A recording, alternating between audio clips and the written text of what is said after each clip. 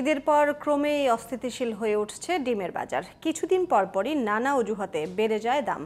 বাজারে অভিযান চালালে কিছুটা থামে সিন্ডিকেটের দৌরাত্ম্য, পরবর্তীতে আবারও ইচ্ছেমতো দাম নির্ধারণ করে তারা। ঈদের পর থেকে কোনো কারণ ছাড়াই বাড়তে থাকে ডিমের দাম। পরে ভোক্তা অধিকারের অভিযানে অতিরিক্ত দাম কিছুটা কমে যায় খুচরা বাজারে। সারেস মাহমুদের রিপোর্ট। ডিমের দাম বাড়তি থাকায় পুষ্টির চাহিদা পূরণের ঝুঁকিতে পড়ছেন সাধারণ মানুষ। পুষ্টির চাহিদা মেটাতে যেখানে একজন মানুষের প্রতিদিন অন্তত একটি ডিম খাওয়া দরকার, সেখানে একটি ডিম কিনতেই চাপ পড়ছে মধ্যবিত্ত, নিম্নবিত্ত এবং শ্রমজীবী মানুষের পকেটের ওপর। এক ডজন ডিমের দাম বাজারভেদে এখন ১৫৫ থেকে ১৬০ টাকা।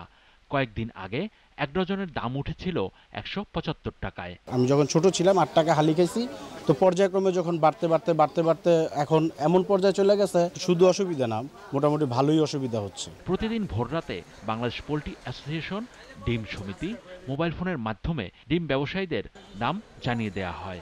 খামারিদের কাছ থেকে ডিম কম দামে কিনলেও এসব সিন্ডিকেট ঘুরে খুচরা বাজারে এসে দাম হয়ে যায় অনেক বেশি। লালটা ১৬০ ডজন, সাদাটা ১৫০, হাঁসেরটা আপনার ২০০ টাকা। কয়েকদিন পরপরই নানা অজুহাতে বেড়ে যায় ডিমের দাম।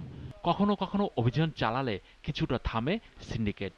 SMS এর মাধ্যমে ইনারা বাজারটা নিয়ন্ত্রণ করছে, অথচ কম্পিটিশন আইন 2012-তে স্পষ্ট বলা হয়েছে যে বাজারটা হবে স্বচ্ছ, ট্রান্সপারেন্ট থাকতে হবে, কম্পিটিশন থাকতে হবে, কিন্তু সেই কম্পিটিশন এখানে নেই। এককভাবে এনারা এখান থেকে নিয়ন্ত্রণ করছে। ডিমের এই কারসাজির জন্য ব্যবসায়ী থেকে শুরু করে সংগঠন সবাই একে অপরকে দোষ দেয়। তাদের অজুহাতেরও কোনো শেষ নেই। ব্যবসায়ীদের জন্য নির্দিষ্ট কোনো নীতিমালা আছে আজ পর্যন্ত যে একটা পাইকারি সেল ডিম করলে সে কত কমিশন পাবে, তার খরচ কত? আমার 3 হাত, যেমন আমি কিনি আড়তদারের থেকে আর আমি বেশি ওনার কাছে, তাহলে 3 হাত হয় না? 3 হাত এখানেই পরিবর্তন হয়, 3 হাত। হ্যাঁ, পাইকারিতে 3 হাত। হ্যাঁ, তারপরে খুচরা পর্যায়ে 2 হাত, পাইকারি 2 হাত, ওনারা খুচরা বিক্রি করে, ওর দোকানে নিয়ে দিব। আর আপনি যার কাছে কিনেছেন উনি তো আরেকজনের কাছে নিয়ে আসছে। উনি হইলো ওই যে ইয়ার থেকে, গাজীপুর থেকে আনছে, মানে যেখান থেকে গোড়া থেকে।